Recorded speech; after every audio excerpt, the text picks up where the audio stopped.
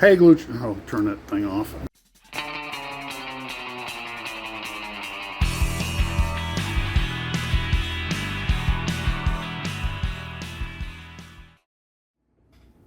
Well, hello, Glue Troopers, and welcome to another scintillating episode of Max's Models, After Hours, After Dark, whatever we want to call it.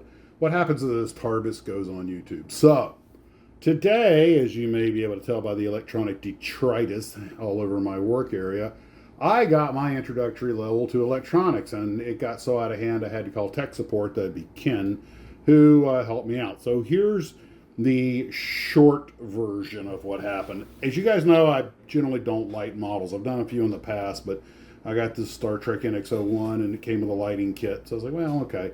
And then I had so much fun with the C57D that was sent to me with lighting kits that were basically already set up that I was like, oh, yeah, this is fun. Well, I went and bought a soldering iron and solder and all the other stuff because the electronic kit in the Star Trek Enterprise '01, you have to solder stuff. It's not plug and play like this other stuff was. So I'm like, okay, I'll get a little practice. Well, fortunately, Blue Trooper sent me that big Jupiter from Lost in Space, had several lighting kits in there. And I said, well, this is a perfect thing to start. In fact, he used one of them to make the flashy computer thing.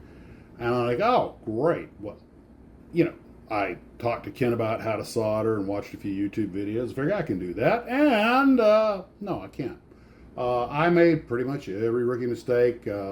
Solder balls too big, burned the surface of the area to scratch some stuff off. Had well, with solder bridges where two of them touch. Oh, it was an absolute mess. And then I had a couple of the resistors in the wrong place, and I didn't catch that until after I was done. So Ken taught me through trying to repair it, but apparently I'd soldered it a little too good. But this is not a loss though, because I learned a great deal. I also used one of the resistors to make a LED tester because something weird was happening. I had all the lights working in the C57D inside, and the flashy red lights and everything, and figured I would just solder them. Well, apparently I didn't use a heat sink, so I think I might have fried one of the LEDs. They're pretty sensitive to heat. No problem. I've had another LED. I replaced it, hooked it up, boom, it burned out in about a second and a half. And I wound up going to the circuit board, and all the other LEDs are working, but all the other older LEDs that I tried to use were going about a second and a half and burning. Ken was explaining the surprisingly complex way to determine if you have enough resistance. They're probably getting too much current. Well, how come these other LEDs are working? Well, they're probably set for different LEDs. They're not compatible.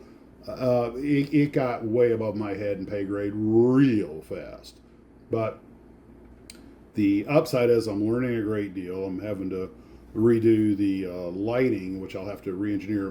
One of the little plug-and-play units pooped out on me. Turned out a broken wire, and when I went to try and test it, it fried yet another LED, and I was like, you know what?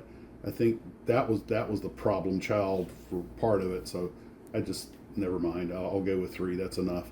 And but looks like I'm going to have to learn more about circuit boards and lighting kits, which really one could argue is or isn't part of modeling. Depends on your thing.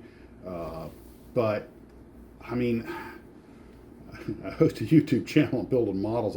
I guess I ought to learn this stuff. And oh my God, I'm back in school. But on the upside, it actually, after a while, it's like programming computers or rigging airplane, biplanes. It's frustrating. But once you start kind of getting the swing of things, okay, maybe this ain't so bad. And so we'll see how that works out. And I want to get this down pat before I do the NX-01 because it's not a big kit. It doesn't have that much lighting. I'd really hate to mess it up. So that's that's what is going on there with that and how I spent the day. I was able to come out here this afternoon because my back is starting to feel better, although I'm still taking it very, very easy. I've got enough experience with back pain to know you can have a good day followed by a bad day, so don't do anything silly. We are going to have a live stream tomorrow night, probably going to talk about the Nationals. I haven't heard back from Scott yet, so maybe we'll get him next week. I know he wants to come on the channel. I want to have him, but just, connecting things together. And I'm still trying to get up a Zoom chat with our good friend Paul down in New Zealand and Eric out in California, we're pretty much scattered across the time zones to talk about some models and stuff. And Eric told me a joke the other day. He had given me a monogram Focke-Wulf 190. I said, hey, is there anything, because he has some other models that he's going to send to me. I was like, oh, that's great. Got anything I want? And he goes, well, there was that monogram Focke-Wulf. And I'm looking around, you mean all these other Focke-Wulfs? Because the only one I got's the one he got me. He's kind of like, dude, that was a joke. And I'm like, hey, you're dealing with a blonde here. But anyway, oh, man. This place smells like burned rubber. And I did make a few little boo-boos, forgot just how hot those soldering irons could be, and that I was on a plastic table, duh. But that's why I brought out the old ceramic plate there. I tell you what, you can't have too many ceramic plates when it comes to this kind of stuff. I don't care where you put the wire. At some point, it's going to get in the way, or the soldering iron's going to touch it. I've got the wet T-shirt over here, and don't worry, I'm not wearing it for cleaning off the tip and everything. But boy, if you let that T-shirt dry out and wipe it, it like I smell something burning. But it was a fun day, and both of my burns are first degree, so no problems. It's like my dad told me when I got my first pocket knife. She's like, he's going to cut himself. That's the only way he's going to learn, dear. And dads know best. So. Let's see. I meant to test the paint on that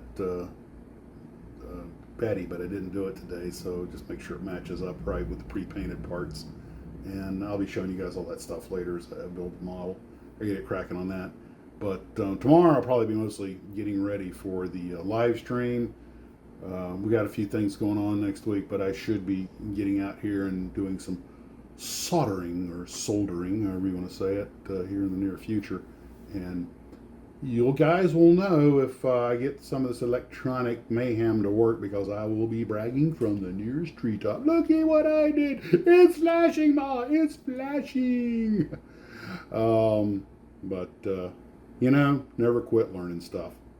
All right, guys, I guess that's it for today. You take care of yourselves. We'll see you at the live stream tomorrow, and as always, model on.